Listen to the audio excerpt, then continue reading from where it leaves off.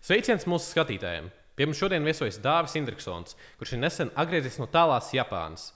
Dāvis ir bijušais mūsu ģimnāzijas skolēnu pašpārvaldes prezidents, DJs un viens no ģimnāzijas podkāsta Turnis radītājiem. Sveiks, Dāvi! Sveiki! Jā, prieks šeit būt. Kāds tieši ir sajūtas atgriežoties šeit skolā? Nostalģisks noteikti. Jā, šeit, es domāju, tas, kur sākās man pašieroksmes ceļš viss. Šeit, tur, kur fundamentāli mainīja savu dzīves, teiksim, trajektoriju.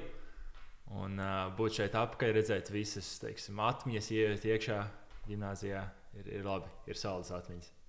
Tas tikai priecē, ka saldas par ģimnāziju. Saki, kad bija pirmā reize, kad bija Talsos pirms šī ieraksta? Nu, aptuveni. Pirmā. Tā kā pēdējā reize, kad bijāt Talsos. Tas bija diezgan nesen, tas bija pagājušajā nedēļā. Jo šeit joprojām man vecāki dzīvo, tāpēc joprojām viņas apciemoja regulāri. Šķiet, ka vīras lieta, ka Talsu vidusskolas absolventi vienalga vai otrās vidusskolas vai ģimnāzijas atgriežas šeit nedēļas nogalēm pie ģimenes vai draugiem. Mājās vienmēr jāatgriežas, tāpēc bez to neko nevar. Jā, ja mēs runājam par ģimnāziju, mēs iesākam runāt, tad vispār kopā, kas patika visvairāk par to ģimnāziju? Kas šeit ir īpaši, ar ko mēs atšķiramies? Kas šeit mīt, tā teikt? Es domāju, atbilde būs tieši tā cilvēka, ja jūs šeit esat. Tas ir Talsos ģimnāzijā atšķirās, ja mēs skatāmies no Rīgas skolām, vismaz no pieredzes, ja tur ir. Šeit ir vairāk iespējas izpausties. Šeit ir, ja tu dabūsi no šīs skolas ārā tik, cik tu ņemsi. Un, ja ir tādi cilvēki, kā es biju kopā ar cilvēkiem, kas piemēram sākām šo podcastu, un jūs tagad, kad ar savu iniciatīvu, teiksim, pēc savām ambīcijām, to visu mēģina uzsākt, visu mēģina darīt. Tie ir dažādi puciņi, kuros varējām tajā laikā pievienoties. Nezinu, kā kaut kas tam mainījies vai nē, bet tās ir tās atmiņas, kas vairāk palika. Nevis, teiksim, obligāti atcerējos katru matemātikas stundu vai katru latviešu valodas stundu. Kaut arī tas arī pēc tam visu dzīvē noderēja, bet visvairāk atceros, kas notika ārpus tā visa. Ārpus arī tur, sākot no visiem pasākumiem, kas šeit tika organizēti, arī kad bijām pašpārvaldē. Gan žetonu vakari un varam tur saraksts iet vien tālāk un tālāk. Sāki, kas tev tad šobrīd vairāk trūks no ģimnāzijas laikiem un kāpēc, ja var? Tā trūkst. Bet, mēs varam pavērst šo dažādos veidos. Būtu jautājums, vai šeit atgrieztos, vēlētos. Ir vienmēr, teiksim, tāds divspusējs atbildes. Tur viens aspekts ir, ka šī bija salda atmiņa, bet, ja te būtu, teiksim, nevis 3, bet vairāk gadus uz priekšu, tad tas tikpat kā nezinu, tu nebeidz skolu, un tāpēc turpini tajā iet. Tā nebūs tā atbilde, ka pietrūks. Nav tā, ka skatos šo vietu, un tad pēc tam tu vēl gribās mācīties šeit. Es dabūju no šeit to, ko es vēlējos. Un, tas bija tā pushumoriskā. Es sapratu, ka šeit bija tāds nedaudz apjukums. Joks neizdevies. Bet neizsažītāk joku. Gal izsosies labāk. Bet ja nevajadzēs izgriezīs. Ja nopietni tad. Tas viss kārtībā. Bet, ja mēs nopietni atbildam, tad joprojām tā komunas sajūta, ka šeit ir. Joprojām tas, ka gandrīz visi, kas šeit mācās, ir ap Talsu novadu un dzīvo Talsu novadā. Un bieži vien tu cilvēks, ko satiec arī šeit skolā, pēc tam arī satiec ārpus skolas. Esot tagad Rīgā studējot, tas nav obligāti tas pats. Tur katrā, teiksim, komunā, kur tu esi, vai tas ir sports saistīts, vai tas ir kāds cits veids hobiju. Viņi ir dažādi, viņi nepārklājas tik ļoti. Ja šeit tu, teiksim, ej basketbolā, šeit Talsos, un tajā pašā brīdī arī mācies šeit, tad bieži vien te būs daudz no tiem tie paši cilvēki. Un tas, teiksim, tā padziļinātība starp draudzībām, tā pietrūkst, ko šeit var izveidot, bet daudz citur grūtāk, it īpaši lielākās pilsētās. Ir sajūta, ka tu esi daļa. Šīs ir manas mājas, un šeit es pazīstu visus. Jā, protams, lielākās pilsētās jau tie cilvēki vairāk absolūtās vērtībās jau apgrozās tur. Mazāk tās pašas sejas redz, ja mēs tā skatāmies. Tie ir statistika. Tāls ir aptverami. Var aptvert. Jā. Es ticu, ka Japānā tas ir pilnīgi cits nekā Talsos pa ielu pastaigāties, jo cilvēku plūsma grūti gan jau bija pieraksts, ka tik daudz cilvēku apkārt un tā, ne? Nosacīt, interesanti tas, ka Japāna ir ļoti urbanizēta. Es biju netālu dzīvoju, es dzīvoju Japānā laukos, lauku reģionā. Tas nebija tā, ka es tur fermā un govs ganīju, bet tur bija, teiksim, kojas, kur bija netālu no tās universitātes. Universitāte atradās tādu lauku apkārtnē, tur bija rīsu lauki un viss kaut kas interesants, ko šeit ikdienā neredz. Un tur bija mierīgi. Tur ikdienā staigā, tur nav nekas daudz citāks nekā Talsi, vai ne? Un es dzīvoju tādā vietā, kas sauc Sambongi. Tas neko, protams, neizteiks. Tikai atradīsiet Google mapos, tad citādāk. Bet tur bija tāda Nagoja, kas bija tuvākā lielā pilsēta. Jā, tas man pierakstīs, tas būs vēl. Wow, ok. Tas iznācās, nepateikšu pārāk daudz, bet tikko Marta tieši minēja par to. Nav starp citu tik apspīlēti. Jo es teicu, ir daudz cilvēki, jā, bet viņi ir klusi, kautrīgi, piezemēti.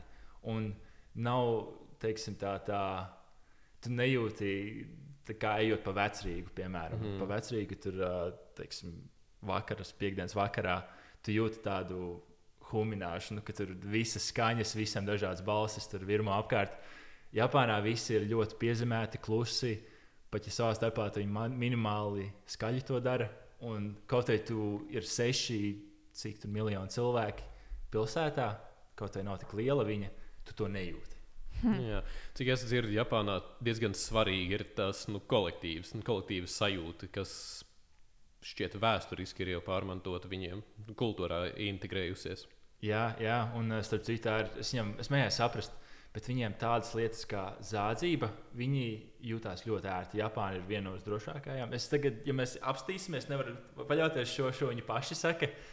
Un šādi arī mēs tādu uzturgājām uz turieni. Bet viņi neuztraucās no tā, ka viņi ir kāds apzaks vai kaut kas tam līdzīgi, ka viņi var droši, salīdzinoši ar daudzām citām vietām, valstīm, tu vari vakarā tur droši staigāt apkārt pilsētai un viss būs kārtībā. Jo kā tikko minēja kolektīvisti, es jautāju, kāpēc cilvēki nezog? Kaut vai ir attīstītas valstis, un ja viņiem visa ekonomika ir ļoti labi, joprojām var notikt kaut kāda veida zādzība. Un kāpēc viņiem tas nav? Un tad viņi teica, ka ja tu kaut ko sliktu izdari, un visi to zina, tu nevis tikai pazemo sevi, bet arī pazemo savu ģimeni, tu arī pazemo savu visu pārējo komunu, un tu reprezentē to visu pārējo. Tāpēc, kā teica kolektīvisti, jā, viņi redz sevi nevis tikai kā es viens pats, bet es esmu daļa no savas ģimenes, no visām pārējām komunām, kuras esmu daļa. Jā, interesanti. Tāda interesants. Es pat nezināju, es pat nebiju iedziļinājies. Es arī nezināju pirms tam. Interesanti, jā. Jā. Es kaut ko nedaudz esmu dzirdējis, bet man šeit Latvijā individualitāte ņem virsroku. Mums ir kur augt. Bet ne tik ļoti kā ASV. Un tas nav, protams, noteikti slikti. Tās vienkārši dažādas lietas ir. Ja mēs atgriežamies pie mūsu talsiem, pie mūsu ģimnāzijas, tad, kā mēs zinām, jūs bijāt skolas prezidents. Jā. Tā mēs varam teikt. Jā. Un, protams, ir labi momenti, ir slikti, bet mums interesē siltākā atmiņa kā pašpārvaldes prezidentam vai vienkārši kā pašpārvaldei, kā kolektīvā un tam līdzīgi. Tā. Mums bija interesants periods, kad es kļuvu par prezidentu. Tas bija tieši Covid sākumā. Un tieši es tagad pēkšņi jūtu tās visas jostas kopā. Ja nemaldos, tas bija pirms pirmā mājasēdes. Es teikšu latviski mājasēdes, kad tas viss sākās. Un biju reāli tikai 2 mēnešus. Varēju to, teiksim, klātienē, ka mēs organizējām tur skolotājas dienas un pasākums arī visiem skolēniem. Un pēc tam tas bija mājasēdes režīmā. Un tad mēs mēģinājām visu kaut kādus iniciatīvus online. Tad bija grūtāk ar atsaucību, jo tad bija liels hauss tajā visā. Jā, protams. Tur teiksim, prioritātes tajā brīdī pārgāja no tādām, kas bija ikdienā pasākumu organizēšanas, pat online. bija daudz grūtāk. Un tur, teiksim, tas noplaka no tā, kādas bija cerības, ka tas viss būs. To visu ņemot vērā, man bija pieredze citādāka nekā bija iepriekšējiem un nākamajiem prezidentiem pēc tam. Bet pat to ņemot vērā, tas tā komūna, ja arī es nezinu, cik tagad ir liels pašpārvaldes, bet tagad, skatoties apakaļ, man liekas, ka mēs bijām 24 cilvēki. Tur viss pievienojās, jo tas viss bija piesakās.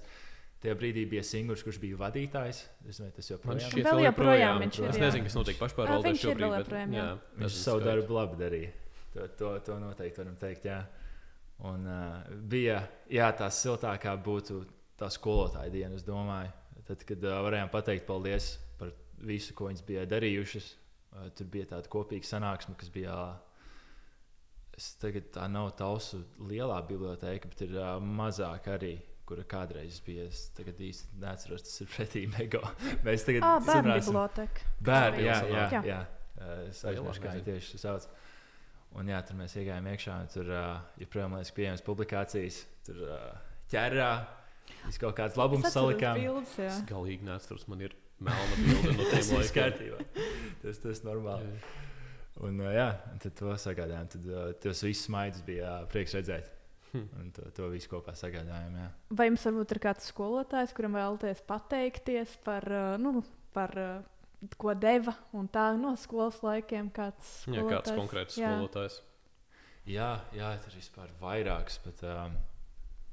Sākot ar to, cik Ilze Kļaviņa bija ar leksiku, cik viņa strikti gan gramatiku mācīja, kas viss pēc tam atmaksājās, gan tajā brīdī bija, teiksim, kā varētu vispār to nosaukt? Tāda,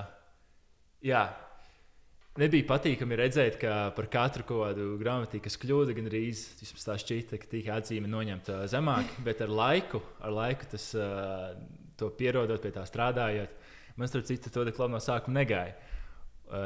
Tas pēc tam atmaksājās. Un pat tagad pēc tam nav daudz iespējas, kur tev kāds aizrādīs, ka tu nepareizi saliec komatus. Jo pēc tam aiziesim biznesa pasaulē, tu vari redzēt, ka ir cilvēki, kuriem tas neinteresē, un ir cilvēkiem interesē, bet tev nekad neviens neizrādīs. Un tad, cik tu esi iemācījies, tad tev neviens ļoti nespiedīs. Ja tu ļoti brutāls kļūdas tur pieļauj tajās gramatikas kļūdās, tad viss padomās, labi, tu vienkārši nemāki latviešu valodu, varbūt tik labi, bet piedosim. Bet ir, teiksim, citādāki skatījumi. Tur kāds viss skatās. Bet arī tajā pašā brīdī Fokrovs, kurš ar fiziku ļoti strikti, arī bija viss tā pieredze, un tas viņam mācīšanas stils arī ļoti patika. Un kaut vai pašai fizikai nebija nekad tik izteikta deksme to mācīties, bet tas, kā viņš to pasniedza, tas bija man patika. Mēs varam pie tā palikt, man patika, jā. Mums arī patika Fokerots. Mēs tikai vienu gadu noķērām viņu tā teikt, bet patika ļoti. Jā, Fokerots šo klausās. Sveicienu no visām šī brīža 12. klasēm. Mēs ilgojamies pēc jums. Jā. Tālūk. Kaut kāds skolotājs būtu? Jā. Anna Šņoriņa arī vēlējos pateikt, paldies. Tas, kā viņa mācīja angļu valodu, pēc tam noderēja ļoti. Arī tās visas zināšanas pārgāja. Tagad mācos angļu valodas programmā, augstskolā, un tas viss, ko viņa mācīja, pārnesās. Arī viņai bija strikta pieeja tam, kā viņa mācīja gramatiku, tam, cik viņi vēlēs, lai tīru angļu valodu mēs saprotam un protam rakstīt un protam izrunāt. Un tas viss noteikti liels paldies. Tā, ja mēs skatāmies apakaļ, es varētu pateikt visām skolotājiem paldies, bet tad to pietikt visam podkāstam. Visi skolotājs, kas man mācīja, tur bija daudz vērtības, ko katru man iedeva. Un tāpēc joprojām esmu pateicīgs par to visu. Arī noteikti jāpasaka arī paldies ar Kornelijai Leimanai par vērtībām, ko viņa iemācīja, kaut vai krievu valoda. Nekad nebija labi gājusi. Viņa to pacieta, viņa mēģināja joprojām starp visu, cik smieklīgi izklausījās manas izrunas un viss, ko es darīju, projām palika. Gan žēlsirdīgi un turpināja censties man palīdzēt. Gan arī Ingūnai Palējai par esot mūsu klases audzinātājai. Ļoti, ļoti novērtēju to. Un arī Ilzei Ventiņai. Arī par visu foršu attieksmi. Un kaut kā ķīmija pati ne tik ļoti man patika, bet noteikti atkal līdzīgi kā fizikā Fokerotam, viņa bija tas pats ar ķīmiju. Daudz kas atkarīgs no pasniedzēja. Jā. Jā. Kā tad Rīgā ir to krievu valodu mūsdienās vajag vēl joprojām vai nevajag? Tā, tur ir, teiksim, jau divās valodās jau runā lielākā daļa, pat visi latvieši, prot arī krievu valodu, tāpēc noteikti jūtu to, ka krievu valodā daudz runā. Tas ir izņēmums, protams, liels. To es pats tik ļoti nejūtu šeit, šeit dzīvojot, jo šeit mums, principā, visi runā latviešu valodā gandrīz. Un tad aizejot tur, tad jā. Bet tie pašā brīdī noteikti visi Latvija ir Latvija, un tu nejūties, teiksim, atšķiras no tā, ka krievu valoda nav tā spēcīgā puse, tad joprojām atrast veidu, kā ar tiem visiem komunicēt. Tad vienkārši ir dažādas tajā brīdī draugu grupas, komunas, ar kuriem tu vari satapt. Skaidrs. Tā, turpinot tagad, turpinot. Pēc ilgākās atmiņas mums nāk jautājums, kā radās ideja veidot podkāstu. Šo podkāstu mēs vispār sākās ideja saistībā ar Dēlnes projektu, kam šobrīd pateicoties ārā ir lampiņas. Arī viss alejā tur tieši tā. Kas mums tieši pretī būtu. Jā, tieši tur, ko jūs šobrīd nevarat redzēt. Bet jā, tas bija projekts, kur bija iespējams dabūt finansējumu no Dēlnes. Un bija vairākas labas idejas. Šī bija viena no mūsējām. Un beigās mēs neuzvarējām. Mēs palikām 2. vietā. No sākuma jau sabēdājušies, bet arī sapratām, ka ar to summu, kas ir, nepietiktu, lai varētu visu, kas šeit mums šobrīd studijā ir. Un tad par laimi bija Gundars Sebris atsaucīgs un minēja dažādas veids, kā šo finansēt. Un ja mēs te runājam, šis ir viss Joe Rogan, kas zina, tie zina. Vispopulārākais podkāsts visā pasaulē. Šis mikrofons ir tieši tas, ko viņš izmanto. Šis viss aprīkojums, tas ir ļoti vērtīgs un profesionāli augstā līmenī. Un tad tas viss pateicoties bija ar skolas atbalstu tajā visā. Bet jā, es gribu arī ātri minēt tos cilvēkus. Mēs bijām 5 cilvēki, kas šo izveidoja. Sākās Dēlnes projektā ar Robertu Pičukanu un Līvu Učelnieci. Mēs šo visu tādu uzsākam iniciatīvu. Un tad, kad tam bija potenciāls aiziet tālāk un dabūjām budžetu, tad jau piesaistījām klāt arī Renāti Spirgu un Reini Lozberu arī. Un tad katram bija savas, teiksim, prasmes, ko mēs paņēmām, apvienojām kopā. Un tas ir tas, kas, teiksim, mēs uzsākām, uztaisījām dažas epizodes. Bija tādas, kur mēs nofilmējām, beigās nepalaidām, jo izvēlējāmies, sapratām, ka tas nav mūsu kvalitātes, teiksim, standartos. Un tagad forši, ka jūs pārņēmāt šo visu.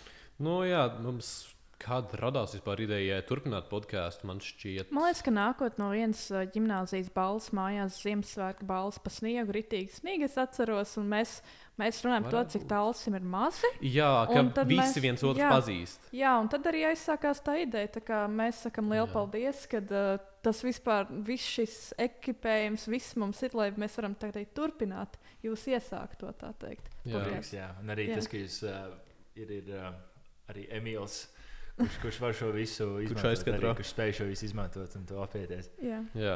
Es vēlos arī personīgi pateikt paldies Renātei par visām pamācībām, kas stāv podkāsta Googles kontā, diskā, jo tur citādāk es patiešām nezinātu, piemēram, kā Spotify ielikt epizodu vai kā mājaslapā tur pievienot visu, ko vajag. Jā, Renāte.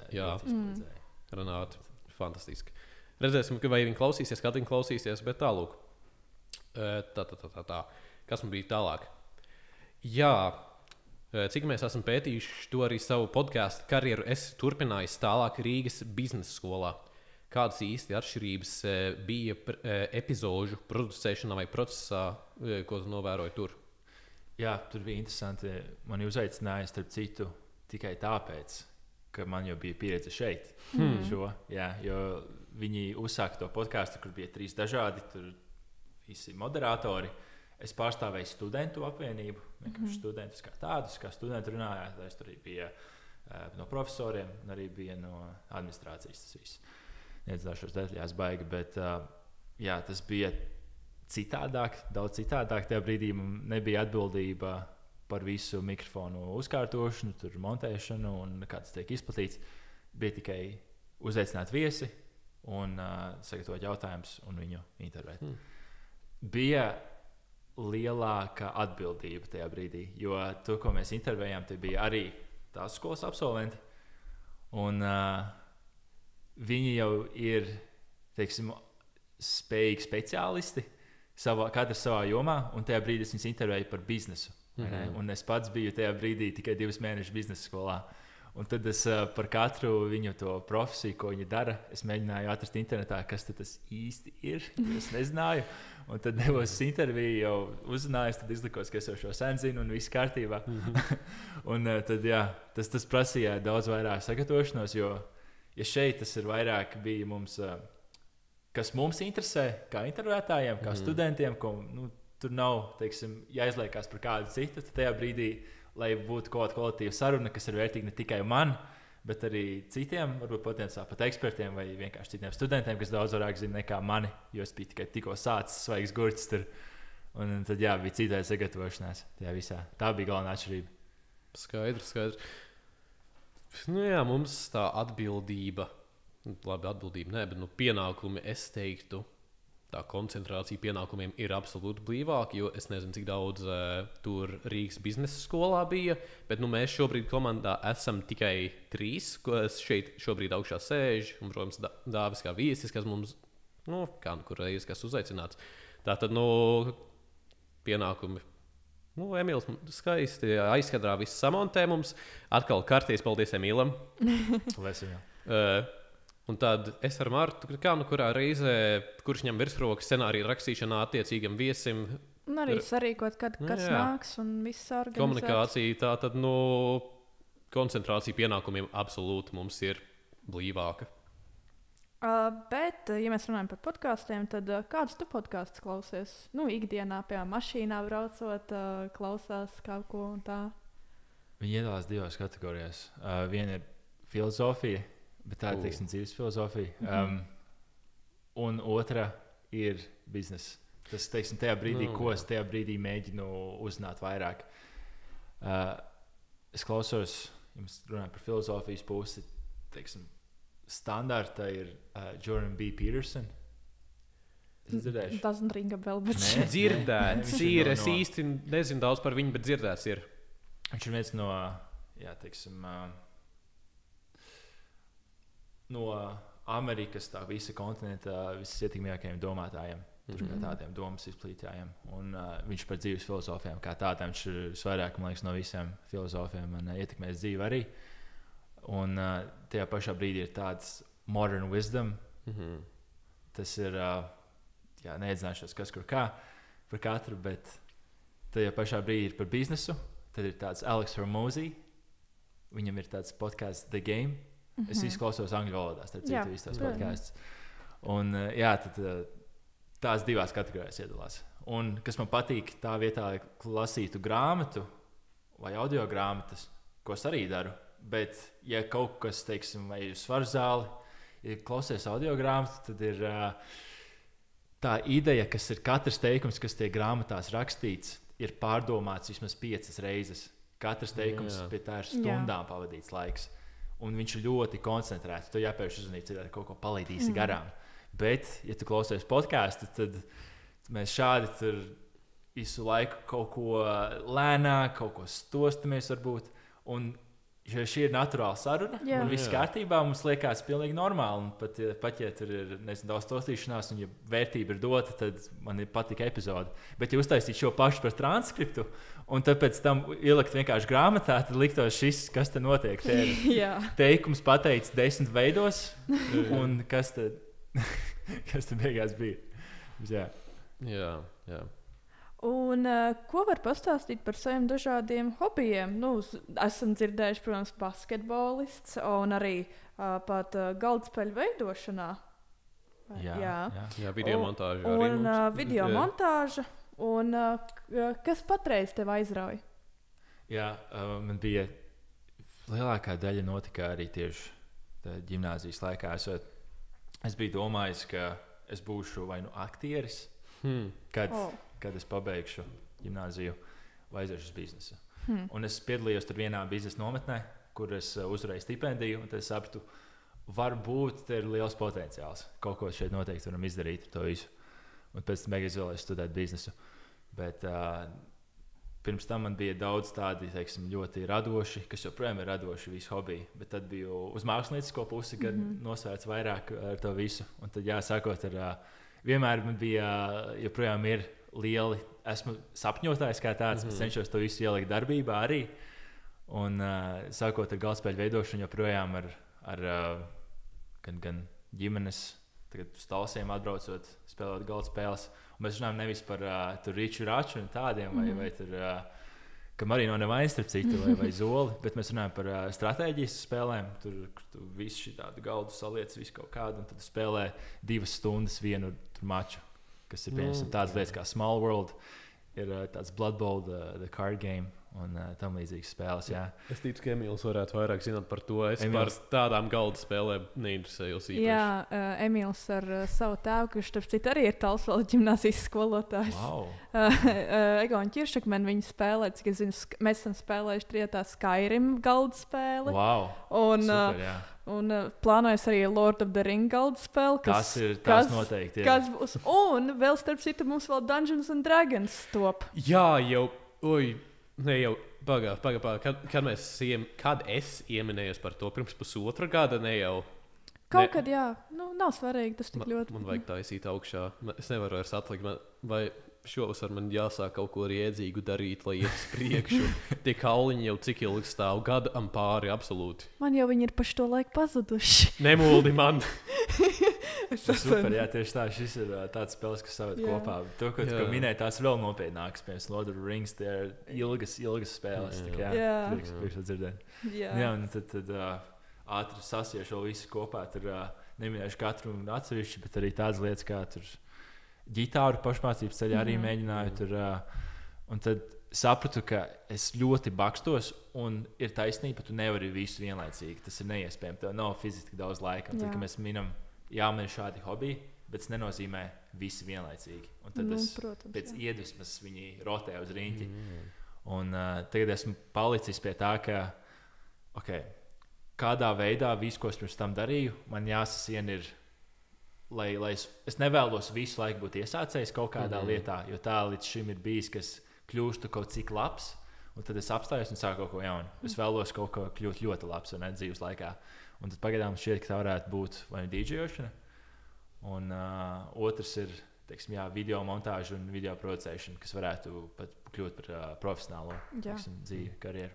Un basketbols, tas vēl tas ir aktuāls. Brīvajā laikā tagad bumbai pieskaros 2 reizes gadā. Jā, eju uz slietu svarzāli. Tev ir kāds komentārs vai bijušai komandai par to, ka tikai 2 reizes gadā pieskaries basketbola bumbai? Kauna lieta, vai ne?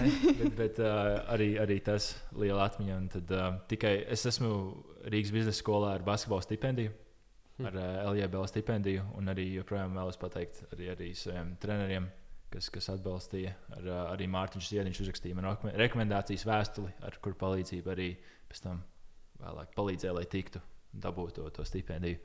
Bet noteikti arī basketbols vienmēr būs sirdī. Vienkārši tagad tā nav bijusi prioritāte. Prioritāte ir biznesa un profesionālā dzīve. Jā, izglītības gūšana, saprotu. Jā, tieši tā. Jā, runājot par izglītību, profesionālo dzīvi, kādi īsti ir tavi plāni nākotnē? Jo, mēs jau pieminējām, tu esi bijis vairākām pieredzēm cauri skolas pašpārvaldes prezidents, basketbols, arī DJ amats nesen ir apgūts. Jā. Es speciāli nevaru teikt neko konkrētu, jo, protams, nezinu. Ja mēs te runājam, es šeit esmu 3. kursa students un neesmu nevienā vietā specializējies. Bet, ko es varu minēt, ir tagad ar mākslīgā intelekta, ģeneratīvā mākslīgā intelekta attīstību.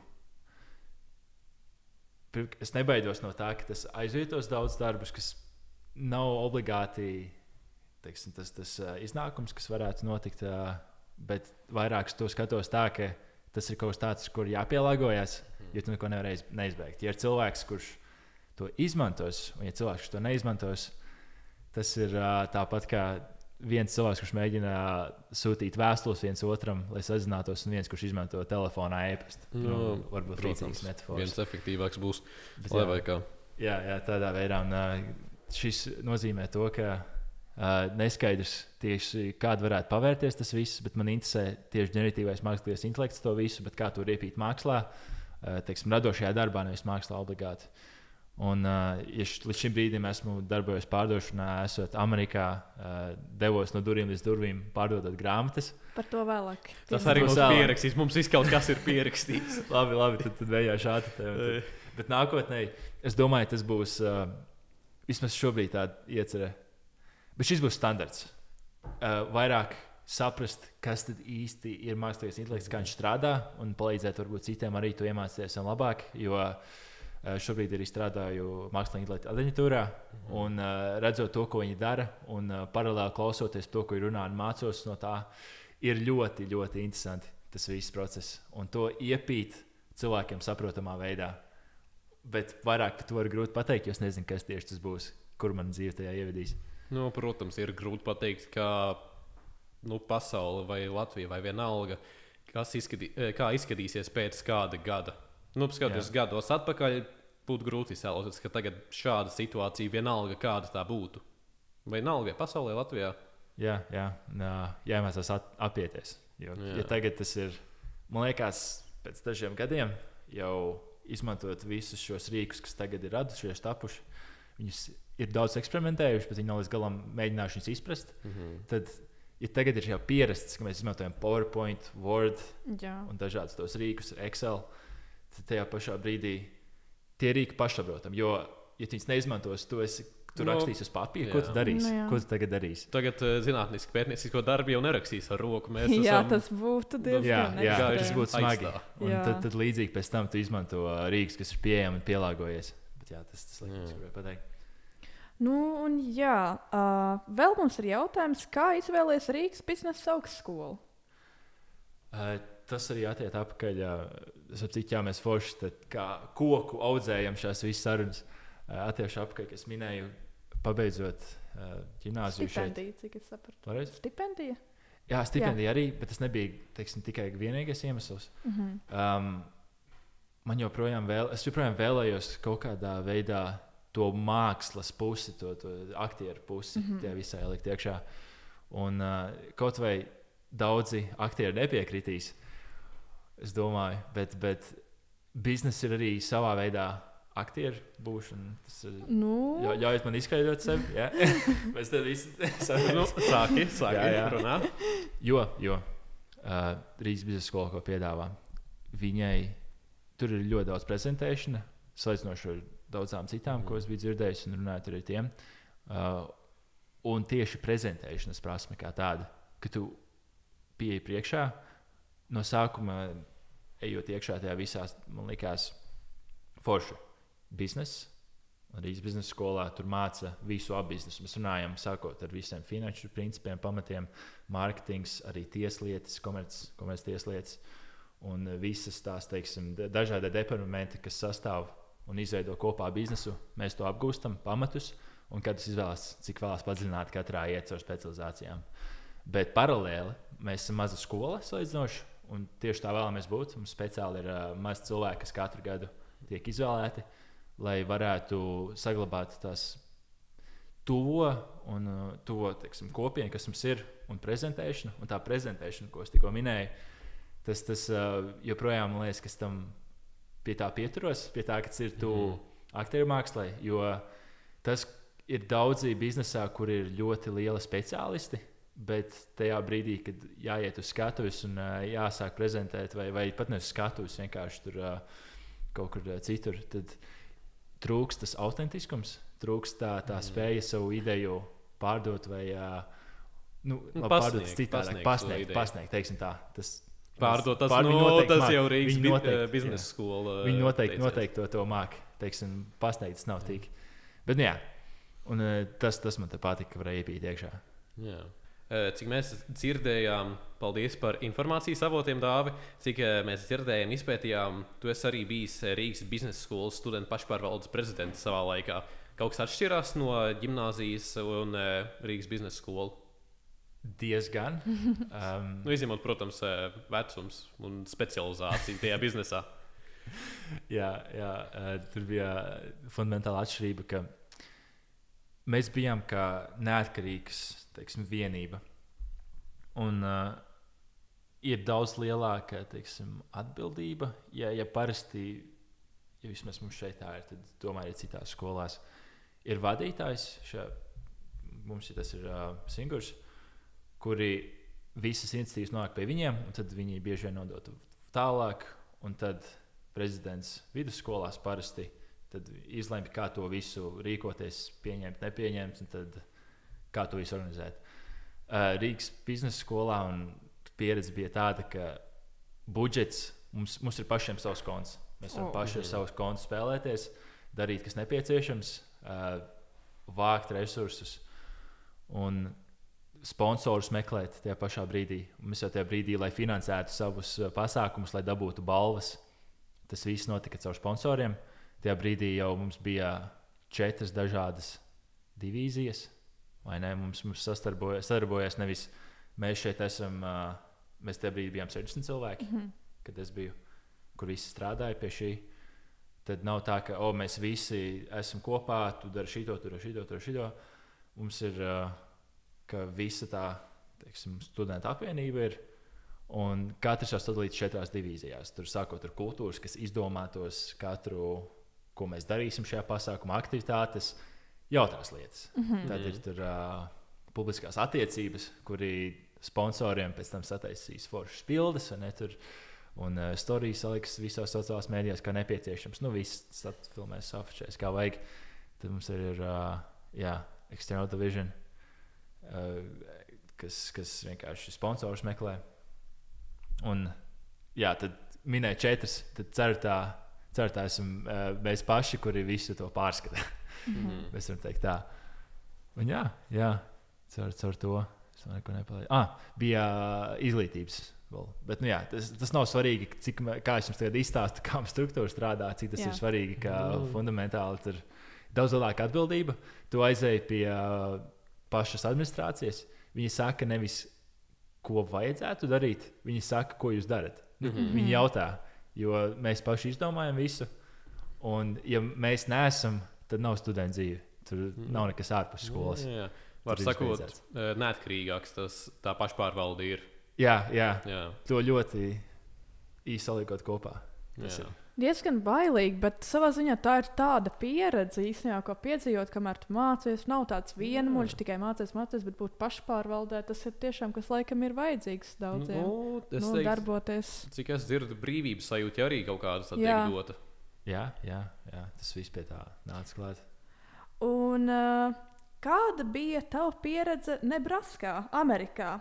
Kādas atziņas guvi tur strādājot par door-to-door salesman? Kā latviski varētu pateikt? Es domāju, ka tur nejoši pārdevēji. Jā, drausmīgs. Drausmīgs tas tulkojums. Jā, es biju tur tas cilvēks, kurš klavēja pie durvīm, kamēr cilvēki bija mājās savās personīgajās dzīvēs. Tas bija noteikti neaizmirstam, noteikti nenožēloju. Man arī veiksmīgi gāja, pietiekami labi gāja, ka es nopelnīju pietiekami daudz, lai kad sev finansētu pēc tam visu nākamo mācību gadu. Gan arī tur mums bija pilns apmaksāts ceļojums, ko saucam par Sizzler. Mēs tā saucam iekšēji. Tie, kas zinās, tie zinās.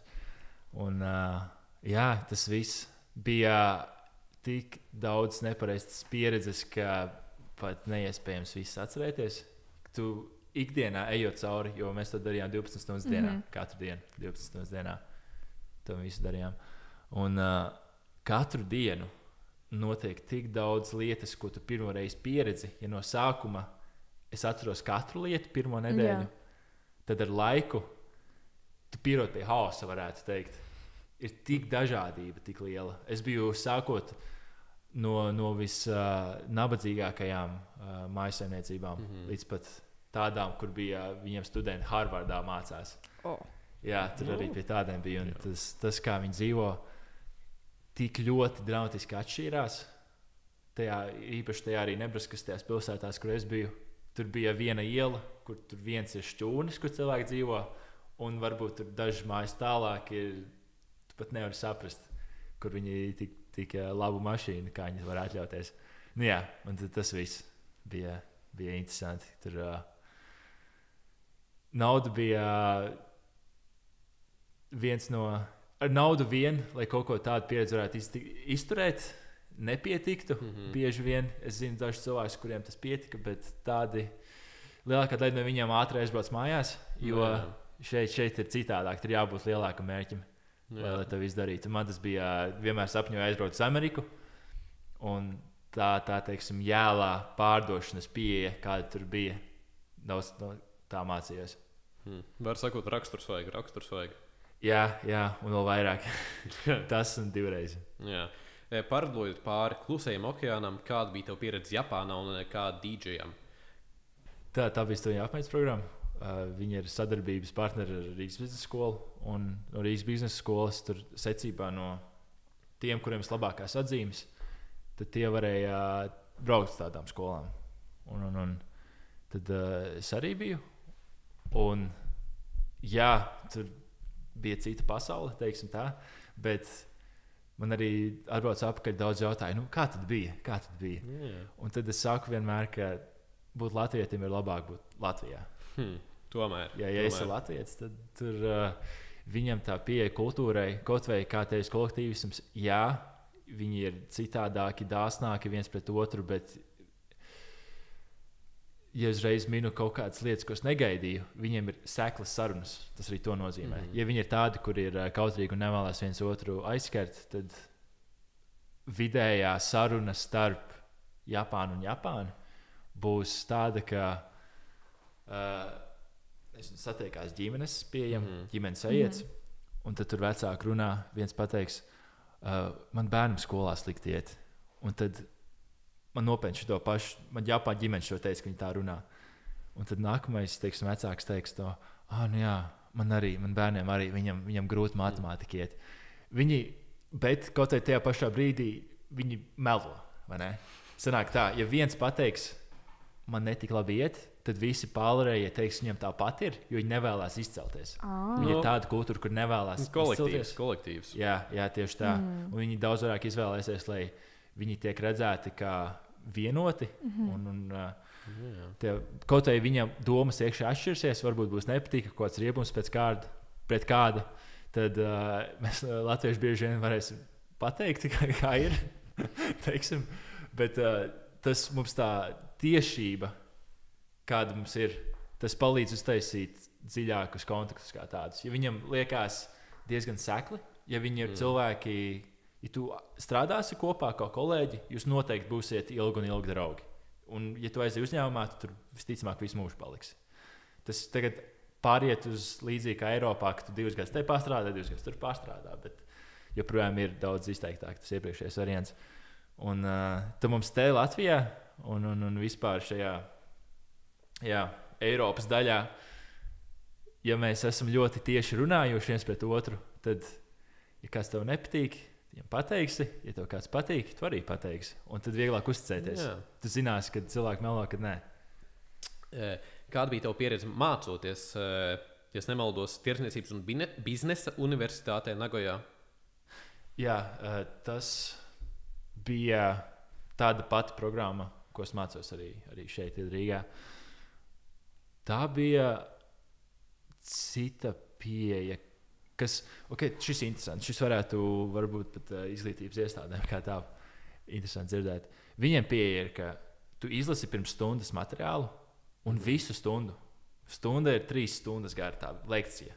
Sauksim pa lekciju. Diezgan. Jā, bet tur pa starpu ir 10 minūtes, bet viens.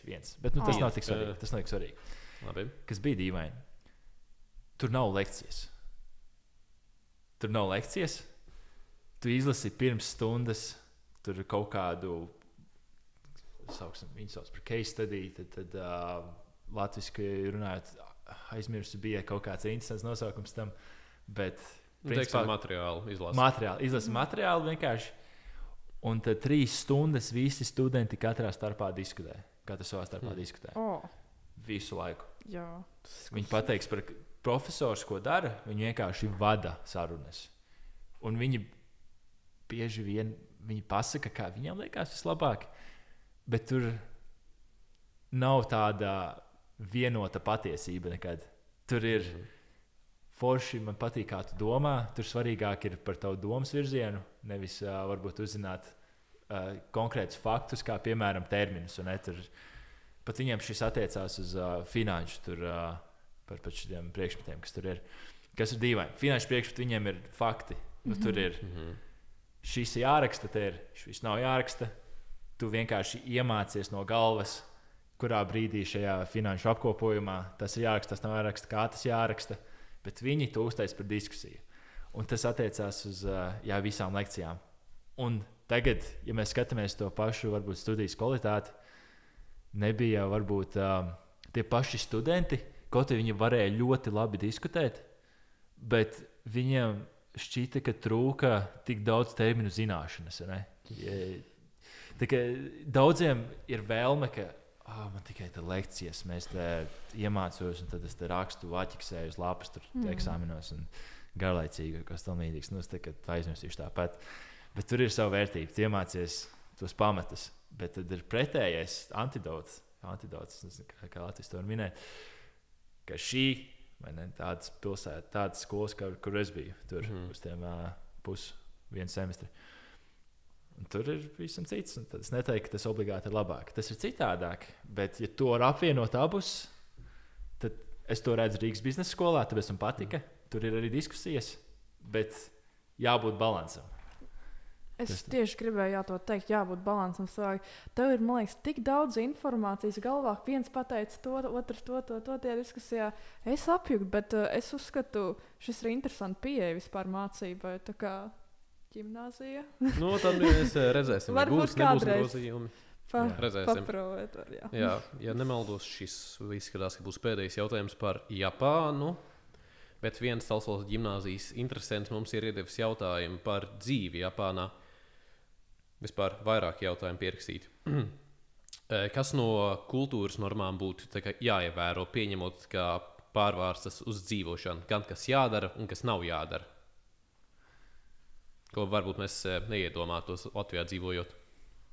Ja es tur biju vairāk kā turists, bet es joprojām ļoti interesējos ar ģimenēm, runāju visiem cilvēkiem, kas tur dzīvo, kāda ir tur strādāt, dzīvot, kopā augt ar citiem. Es minēšu pa kategorijām. Droši. Tātad sabiedrības normas. Viņiem, ir piebāzti vilcieni, bet tas nav visur. Es arī biju Šibujas apkārtnē, kas ir visvairāk, cilvēku apgrozība tajā. Japāns, tas ir Tokio, viens tās reģions. Kad mēs dzirdam, Japānā ir ļoti daudz cilvēku, tur, jāspiež burtiski cilvēki iekšā. Tajos vilcienos varētu aiztaisīt tās durvis ciet. Tas būs tikai Šibuja. Tā nav realitāte visur. Tas ir vienā vietā. Pat tad, kad ir piebāzts ar cilvēkiem, visi ir klusi. Un šis bija šokējums, bet tur ir labs gaiss. Ja mēs domājam, autobusu sabiedriskie tur piebāzti Latvijā, jebkurā, tad uzreiz tur, nezinu, kur likties, tur ģīps nost, tur gaiss nav vairāk, bet viņam ir ļoti tīri viss. Un tam līdzīgi, bet, ko es gribēju šeit pamanīt, sabiedrības normas, tu nedrīksti runāt pa telefonu, esot, tur publiskajos transportos. Tur uz ielas, jebkurā vietā, tu nedrīkst smēķēt. Tur ir sodi, diezgan bargi, mēs runājam 100 eiro. Un viss ir ļoti tīrs apkārt, un pie reizes, kāpēc attiecās sabiedrības normām, ja tev kāds atkritums ir, mums te ir forši, mēs varam uz katru gan arī stūri miskastes vienkārši publikā varam izmest ārā. Tur tikai viņi izmet mājās.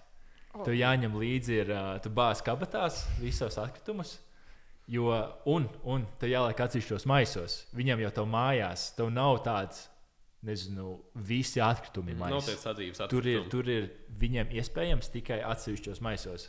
Un ja tu neliec pareizi, tavai maisnīcai uzliks arī sodus. Tur ir bargi, viņi ir diezgan to atstrādājuši, kas nav slikti, vienkārši citādāk. Un tad tu bāz kabatās visu. Tas ir tas. Klusums, vai ne? Tas ir liela daļa no tā. Kaut vai tur ir daudz cilvēki, tas klusums. Ja mēs runājam par darbu, šī ir vissarežģītākā lieta, kas padara cilvēkiem grūti aizbraukt uz Japānu. Jo viņi ir jauki. Viņi ir jauki kā tādi. Viņi pret mums, kā Eiropiešiem, arī īpaši izrādīs respektu vienmēr. Viņi ļoti interesējās par to, kā mēs dzīvojam, kas mēs esam. Bet darbā tur es dzirdēju, ka ir grūti iejusties, ja tu nemāki japāņu valodu ļoti labi. Tas ir tāda lieta. Jo viņiem ir ļoti, ļoti zema angļu valodas pratība. Es biju te universitātē, un tur ir japāņu studenti ir atdalīti no internacionālajiem studentiem. Un tie japāņu studenti, es tur mēģināju simtiem satikt. Tur labākais, ka viņi arī pateikt angliski, ir tur, no kurienes tu esi, no kuras valsts. Sveiki, man sauc šādi, un nav daudz dziļākas sarunas par to. Un tad ļoti daži izņēmumi. Japāņi, kur bijuši varbūt Kanādā kaut kādu iemeslu pēc vai citās valstīs, viņi iemācījās, bet smagi. Biznesa valoda, tur aizbrauc uz Japānu, tur ir kā ārzemju uzņēmumam, ja tu nemāki japāņu valodu, grūti sadarboties, arī to es dzirdēju. Un tā ir liela fundamentāla lieta. Ja tur nav izcilā japāņu valoda, tad ir grūti iejusties. Un tad gribu pieminēt arī par šis viens no pēdējiem laikam svarīgākiem. Tieši darba pieeja, ja mums ir īpaši šajā Eiropas pusē darba pieeja ir uz kompetenci balstīta. Tas vajadzētu būt visam, bet kompetence domāju vairāk tā, ka nav neparasti redzēt 20, 44, 25 gadi. Ja viņiem būs nepieciešamās prasmes, tad viņi varēs ātri augt pa karjeras kāpnēm. Tas ļoti ir iespējas izsties uz to. Un uz to balstīts. Viņiem izskatās, un arī šo minēja profesori, kas ir kā tā strādājuši, tur respektē, ka tu velti ļoti daudz laika savam uzņēmumam, kur tu strādā. Tur novērtē, ka tu, kad sākās pusdienlaiks, un ja tev blakus ir menedžeris, kurš tev maksā algu, tas menedžers novērtēs, ka tu neaizies pusdienlaikā. varbūt ne tik ātri, ka noskan tas zvans, tu joprojām turpini strādāt. Un tad es neticu, ka tas tik izteikti. Man grūti noticēt, bet to man teica tas profesors, piemēram, viņi izliksies, ka viņi strādā bieži vien, pat tad, kad viņi ir pārguruši, vai ne? Un viņi vienkārši simulēs strādāšanu, tikai lai izskatītos, ka viņi strādāt pēc iespējas ilgāk. Un tie bija tādi, teiksim, ekstrēmi gadījumi. Un tās bija tādas, ko ņemt vērā, lielas atšķirības no tā, kā mums šeit ir. Protams, arī kompetence. Protams, ir kompetenti cilvēki, un tu nekļūsti augstāk amatā, ja tu neesi kompetents, un tu paliksi, kur tu esi. Un nav tā, ka tur jau vecāks kļūsti, jo augstāk kāpš karjeras kāpnēm. Tas nav pats tas svarīgākais, bet to visu vienkārši gribēju pateikt, ņemt vērā. Un tad paši pēdējās tur no dzīvošanas izmaksām aspekta, kas ir dīvaini, ka viņam transports ir ļoti dārgs. Jens šobrīd ir. Tas ir privātais vai sabiedriskais transports? Gan. Jā. Forši tas, ka tur nav tāda lieta, tur ir, bet korupcija nav tik. Cilvēki neuztraucās par korupciju. Kā tā. No korupcijas es domāju vairāk par apčakarēšanu. Korupcija ir jau mēs runājam politikas līmenī. Es negribēju tik ļoti, es nezinu tik dziļi par Japānas situāciju. Bet, ja tu izsauks taksiju, jebkuru, tev nav aplikācija jāizmanto. Jo visi taksisti, viņi vienādus cenas liks. Viņiem ir valsts uzlikusi, ja nemaldos. Valsts uzlikusi, cik viņi drīkst vispār prasīt no tiem klientiem. Viņiem ir skaitītājs tur priekšā. Un tu vari jebkurā brīdī redzēt ekrānā, cik viņš to beigās prasīs. Un tās cenas neatšķirsies. Tik tev nevajag uztraukties, ka tevi kaut kāds apčakarēs. Tas bija forši. Bet transports ir dārgs. Aizbraukt mērot 300 km aptuveni ar ātrvilcienu. Es ceru, ka nemaldos, varbūt starp 60 līdz 100 eiro vienā virzienā. Jā, vienā virzienā. Diezgan. Dārgi. Jā, tas bija tāds. Jā, vēl pāris jautājumu par Japānu. Vai ir kaut kādi ieteikumi sākot dzīvošanu Japānā un kā sameklēt dzīves vietu? Saprotu, tu biji apmaiņas programmā vai tā kā vizītē, bet ja pastāvīgi sāk dzīvot bez jebkādām programmām, kā ir kaut kādi ieteikumi? Jā, tā laikam vispār, lai to sāktu, tā izklausās bez japāņu valodas nevar. Ja tiešām tā ir vieta, kur vēlās dzīvot, tad bez japāņu valodas noteikti nevar. Man tas bija interesanti, jo mums to visu palīdzēja universitāte. Es būtiski dzīvoju Kojās, ko universitātei pieder, kas pieder universitātei. Un mums bija cits scenārijs. Bet es dzirdēju, ka tie ārzemnieki, studenti, viņi, lai atrastu dzīvokli, viņi caur internetu, tur kaut kas mums līdzīgs SSLV. Viņiem ir savu versiju. Un tur viss, protams, japāņu valodā. Un tad bieži vien tie cilvēki nerunās angliski, tāpēc tur jārunā japāņu valodā. Viņiem jāmēģina atrast dzīvoklis savs. Un tad atšķirībā, kurā vietā tu mēģini dzīvot, tur vai nu būs ļoti nereāli atrast. Vai es biju tādā lauku nomalē. Tur bija diezgan sakarīgi, teiksim, to visu atrast. Vismaz tā teica. Bet, jā, tā laikam nebūtu daudz, vismaz es tā domāju par to visu, nebūtu daudz citādāk iejusties kā lielākā daļā valstīs. Jo, protams, katrā ir savi likumi, bet kas ļoti izceļās ir angļu valodas pratība. Tur jāzina japāņu valoda. Es neredzu iespēju, ka bez tā var iztikt. Es izmantoju visu laiku Google tulkotāju. Ja nav tās valodas prasmes, tad kaut kā ir jau jāsazinās. Tātad, ja strādā, tad strādā. Kāpēc gan ne? Jā. Bet gan jau kādas frāzes, kaut ko jau sapratāt, kaut ko tā. Jā, protams, Konnichiwa. Jā. Tur viss protams, kaut ko jau saprot. Arī to guzēmās. Tur visi tie pamati, bet nebiju spiests vairāk par to iemācīties, jo viņi jau pieraduši, ka viņiem nāk ārzemnieki, ka viņiem ar telefoniem kur izlasi. Varbūt Latvijā uz tiem paskatītos, ko tu gribi no manis, kā tantiņa tirgu. Bet viņi ir ļoti, ļoti atsaucīgi, un viņi būs gatavi tur veltīt tev 30 minūtes tikai kaut kā atrisināt. Viņi vienkārši nevar pateikt nē, jo viņi ir tādi cilvēki. Tiešām sirsnīgi, jā. Jā, no tā visa.